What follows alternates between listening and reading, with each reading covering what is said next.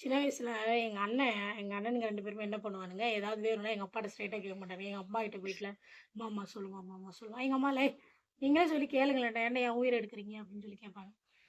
அப்ப நான் நினைப்பேன், அப்புறம் என்ன வந்து சொல்லுவேன், "ஏய் கொஞ்சம் சொல்லேன்" அப்படின்னு சொல்லுவானுங்க. நான்ல, "ஏன்டா நீங்களே சொல்ல முடியும், ஏன்டா என்னையவே சொல்றீங்க?" அப்படின்னு சொல்லுவேன். அப்புறம் நான் போய் எங்க அப்பாட்ட சொல்லுவேன். அப்புறம் எங்க அப்பா, சரி வாங்கிட்டு வரேன்." அப்படியா?" அப்படி சொல்லி சொல்லுவாங்க. அப்ப எனக்கு தோணும், ஏன் இவனுங்க போய் பேச மாட்டேன்றாங்க? நானே எங்க அப்பாட்ட தான் பேசுறேன். அப்பா நம்ம அப்பா தானே பேச வேண்டியது தானே அப்படின்னு சொல்லி எனக்கு தோணும். அது இப்போ எனக்கு என் பிள்ளைங்க எனக்கு பண்றாங்க. அவங்களுக்கு ஏதாவது ஒண்ணு வேணும்னா, அவங்க அப்பாட்ட ஸ்ட்ரெயிட்டா போய் கேட்குறது. "என்ன இந்த மாமா கொஞ்சம் சொல்லுமா, மாமா கொஞ்சம் சொல்லு. டேய் நீங்களே கேளுங்களேன்டான்னு." "நீ சொல்லுமா" அப்படின்னு சொல்லி சொன்னானுங்க.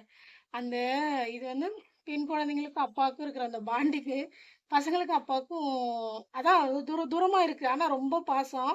இருந்தாலும் அத அவனுங்க வெளிய காட்டிக்கிறது இல்ல. வெளிய காட்ட தெரியலையான்னு தெரியல. இப்ப பொண்ணுங்கள வந்து இப்ப நான் இதோ எனக்கு இவ்வளோ வயசு எனக்கு இன்னும் எங்க அப்பா யாராவது ஏதாவது சொன்னா கோவம் வரும். எங்க அப்பாவுக்கு எதனா ஒண்ணுனா என்னால தாங்க முடியாது. எங்க அண்ணனுங்களும் ஓகே. என்ன எப்படின்னா அவனுங்களுக்கு வெளிய காட்ட தெரியல. அதான் உண்ம. இப்ப என் பசங்களுக்கு நான் நடுவுல புரோக்கர்.